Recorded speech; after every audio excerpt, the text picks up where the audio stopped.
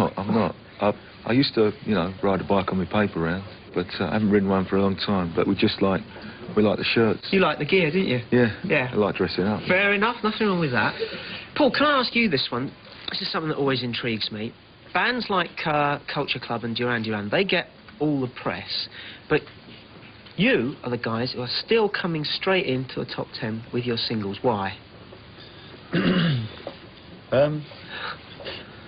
it to do with the way they're marketed? I don't know. You know, I'd imagine just because they initially sell so many. You know, I mean, normally you're talking about 200,000 for, you know, pre-sales. Yeah. So I guess that's why. And all your fans go out on the same day and buy the record. That's what it seems. That's what seems to happen. I don't know, but you know. Maybe the same week, I suppose. Right. Yeah. Now, Mick, you reminded me not long ago. This isn't the first time we've met. No. I bumped into you in a pub in Richmond or somewhere.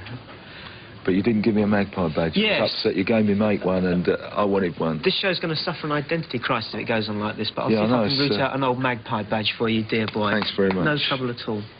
How old were you then? 21, I suppose. When did it finish? It was just on. About 4 years It was ago. just being stopped, and I said it's a shame. Were you in music then? Yes, more or less. How did you get started?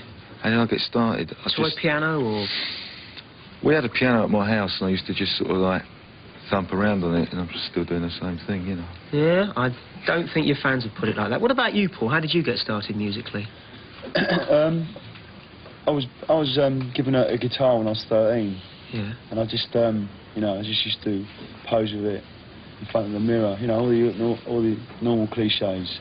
But after a year or so, I decided to actually learn to play it. So did you have lessons or get down to it on your own? No, I had a few lessons, yeah. This geezer used to show me how to play some different chords and, you know, write music and, you know, which I found a bit boring after a while, so I stopped doing it. Right, OK. Now then, before you depart, gentlemen, you've got a competition. You want to give away 5 copies of your LP and 5 of these excellent, very tasty Style Council T-shirts. What's the question you're going to set? I know I nearly dropped it. That's all right, that's all right. It's one of them, you know, it's one of them rubber ones. Ben Dyslexie. No, the question is, which European city was mentioned in one of our song titles last year? It's also on the LP as well, so... Which European city, yeah, right, mentioned on one of your singles. Write to us at the usual address. I'll give you the address a little bit later on the programme. Gentlemen, thank you very much indeed. Thank you. And we'll let you get on with your cycling. Here we go once again with the rest of Ever Changing Moods.